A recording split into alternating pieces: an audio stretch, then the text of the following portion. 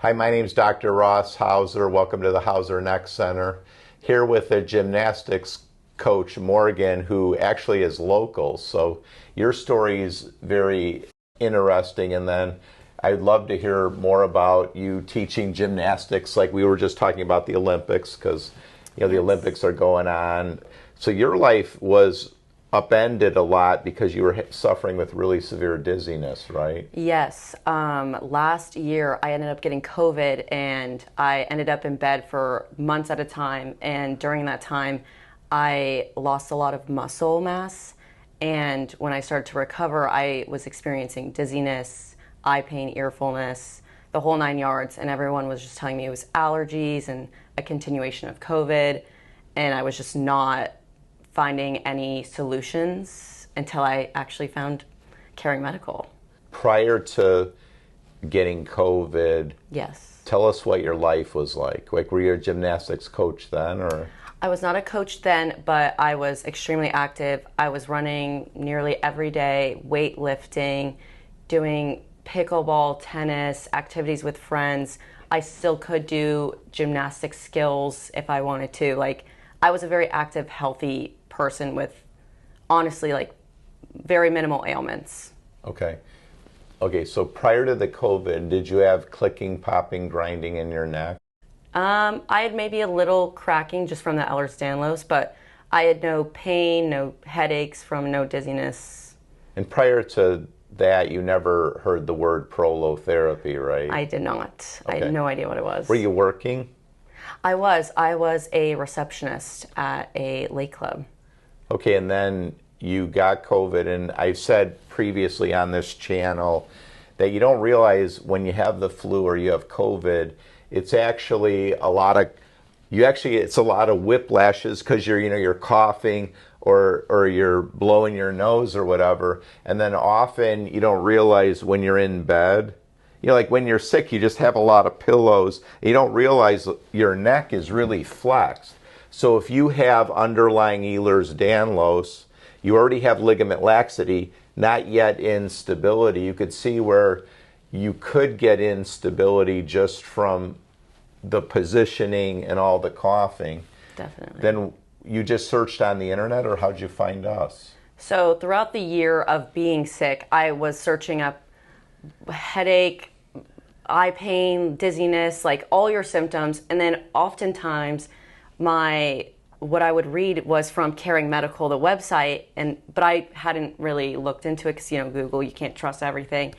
And then I actually met a coworker at the lake club who came here and we were talking about similar experiences, and she was like, wait a minute, do you have Ehlers-Danlos? And I was like, yes, I do. And she's like, you need to go see Dr. Hauser because everything you're describing is what I was feeling. Mm-hmm. And I'm feeling way better. I've done these treatments before and it's a miracle. And I was like, I don't know, I've never heard of it.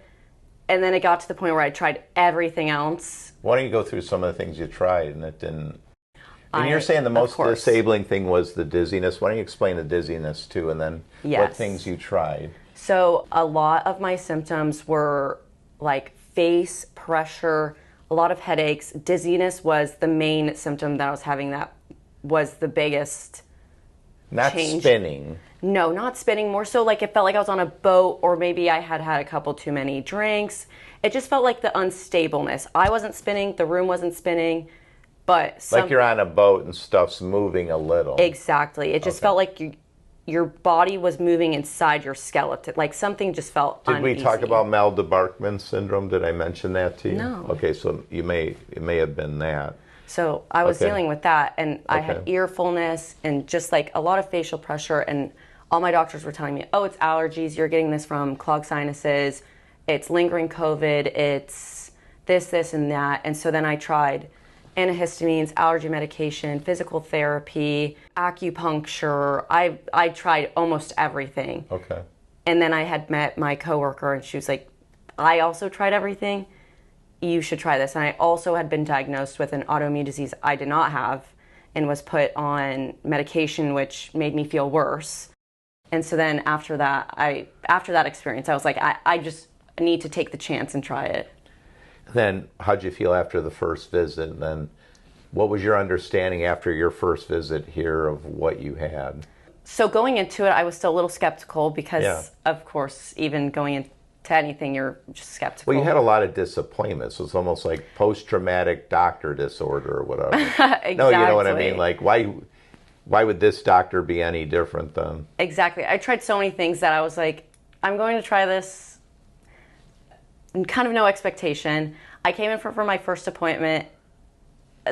Immediately after my first appointment, my dizziness 70% better. You're talking about after the Prolo. Yeah, after Prolo. But what did we find that was the cause? I had severe C1 instability as well as some moderate instability in other areas of my cervical spine as well. And you could see it. Yeah, it was moving a lot. You could see the gaps in the x-rays and everything. And you did have a lot of tension. Mm-hmm. You had a lot of tension and pressure here. Which did. It makes sense that the muscles were clamping down to try to limit the excessive movement of the atlas, basically. Yeah, I felt like I had a lot vertebrae. of pressure and tightness in the back of my head, almost like something was just like pulling in heavy down there. But at the same time, I felt very unstable as well. And you've been working on your curve to get your curve better? Yes, my curve is way better than it was before. I've been doing exercises since I first came for my curve corrections in October of last year. And my neck is doing a lot better. Why don't you go through the various symptoms and what percentage better they are? Because, you did have a lot of symptoms. And let's agree, or let everybody know, I mean, you're not totally done. Of But course. I sort of like to do interviews sometimes when people, they're just in the process, Yeah, so I'm about halfway. I was told about 13 appointments Just for because of Prolo. the severity of the Yes. instability. And So I'm you going- appreciated the honesty from I the do. get-go, because it wasn't like you're going to get some magical thing a couple times. Yes. And I did tell you were a surgical candidate. Like, you could have gotten an upper cervical fusion, but you chose Definitely. to, just because of the amount of instability. Definitely. And I'm about halfway through with my Prolo appointments. I'm going to number 6. And I would say my major symptoms were the dizziness, the face pressure, ear fullness, and light sensitivity and eye pain. Eye pain and light sensitivity, 100% better. Yeah, because we got really bright light here. Yes. And you could never have done that before. Oh, no. I would have had to leave the room, honestly. Right. Facial pressure, completely gone. Ear fullness, I would say about 85-90%. I have it sometimes with running. And then dizziness is 100% gone as well. And I noticed the progression with dizziness and the facial pressure and the light sensitivity after each appointment. I'd say after the first one, I was about 60% better. The next one was about 70. And then with the curve correction as well, the more I would do and the more I was consistent with it, the more I felt like I was progressing as well. Then you said you're starting to do some light running. Yes, So I'm that trying makes to get you back feel into good, it. right? It does. I love running, and I love running and going home and not having a headache after feeling dizzy. So, Did you ever do races? I did track and cross country in my high school. You don't do schooling. turkey trots or whatever? No, I only did 1 or 2 in school, but I'm actually, before I had all this happen last year, I was hoping to train for a half marathon. You either love running or you hate running, but Yeah. And that I feel just means you have to have decent stability now. Definitely. To have the being, running is. Definitely. And I think through this experience as well, I learned in my daily activities, I was doing nearly nothing with the correct posture. Even running, now that I'm running, again, I am much more cognizant of my posture, where before I was hunched over and I was just focusing on the legs portion and the cardiovascular portion, where now I'm focusing on my upper body as well, because that is important in running. So tell us about, how did you get to where now you're a gymnastics coach, and where are you a coach at? So I did gymnastics when I was younger. I would say probably when I was about 6 to maybe 12. And then I quit because I was breaking so many bones, which we now probably know as Ehlers-Danlos. But I was just breaking a lot of bones. I was kind of a crazy kid. So I ended up quitting when I was 12, got into track and volleyball all through high school and middle school. And then I moved away for school for a couple months. And now that I'm back, I was looking for a job again. And at my old gym, I had worked a summer camp previously there, a handful of years back. And I reached out to them. I was like, hey, would you guys like a coach? And they took me in, and I'm working my way up to getting a couple of my own classes and working maybe full-time with them. Can I ask you this? The gymnastic coach, do you guys have to have certain certifications or not really? They look for like a physical background, like have you done gymnastics? Okay. Have you done dance? Have you done cheer? Okay. If you don't really have the background for it, you're not going to be hired on as a coach per se, but maybe as like an assistant or someone who can help with the camps and stuff. But How old are the kids that you're coaching? the kids that I coach usually range from like 3 to 10. I do the young kids. And it's awesome, huh? I love them. Like they're the sweetest. And it just reminds me of being young and being a gymnast back when I was. And I'm like, oh my gosh, it's just the sweetest thing. And you're teaching them like about like their little muscles, because when you say like point your toes, they have no clue what you mean. And you just learn so much, and you kind of remember the basics of like life, where they're just like holding hands and sharing, and it's the sweetest thing. Oh, great. And then you found out Lainey, which is the daughter of Izzy, who's filming us, like she goes there. Yes, a lot of people that I actually know go to that gym because it's such a local area. That's got to make you feel good. I mean, back to work and... I feel incredible. I'm so lucky. I think about this very often, actually, how lucky I am. And when I have a bad day and I'm frustrated about something maybe minuscule, I'm like, 1 year ago today when I was laying in bed, dizzy, I had told myself, all I want is to be able to like do regular life and be able to do the things I was doing before, and I will just be grateful. So now it's a good remembrance, honestly, when I'm having a bad day over something small. I'm like, a year ago you couldn't even be standing up and thinking this thought, so.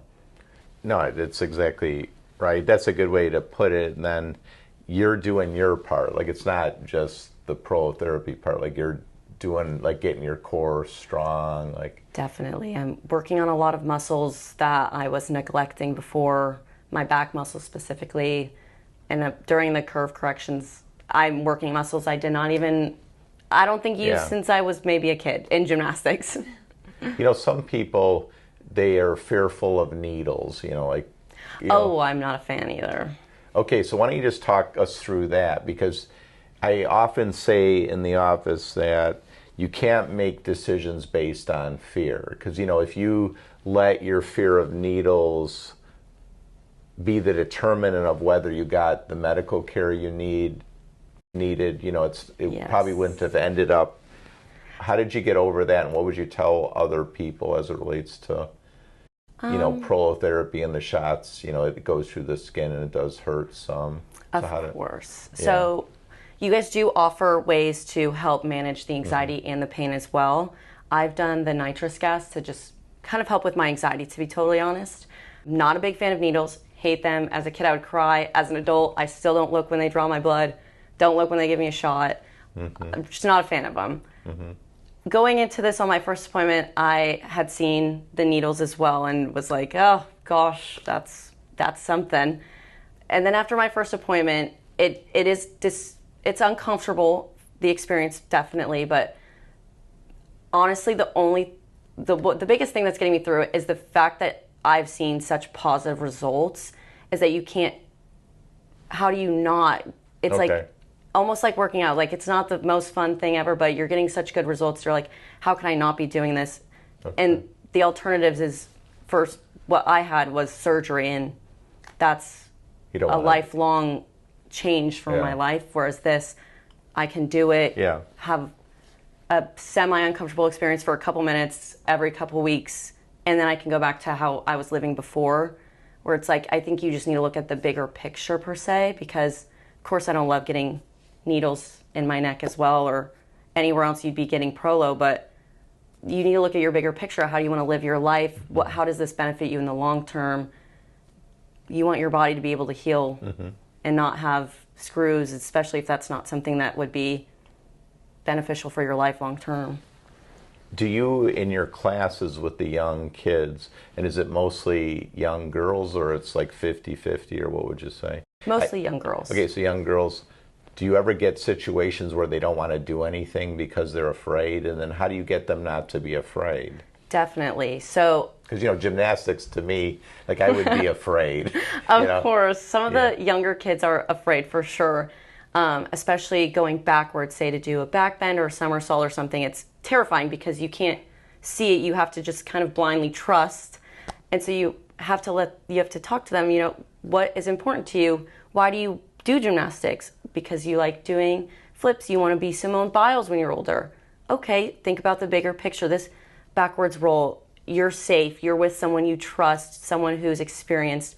You're not alone in this. You'll be doing the backwards roll or the back bend with your coach who will help you, as well as this is just going to progress you into back handspring, back flip, and then you'll be doing the things that you've always dreamed of doing. Wow.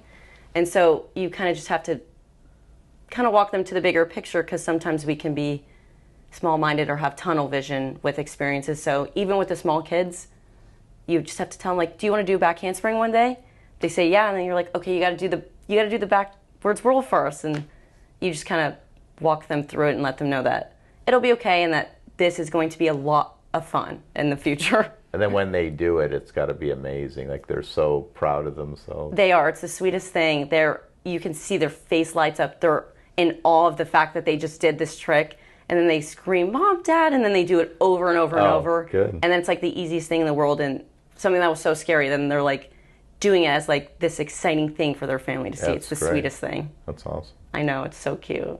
Morgan, no, I appreciate you coming on, and we look forward to you getting completely better. I'm excited.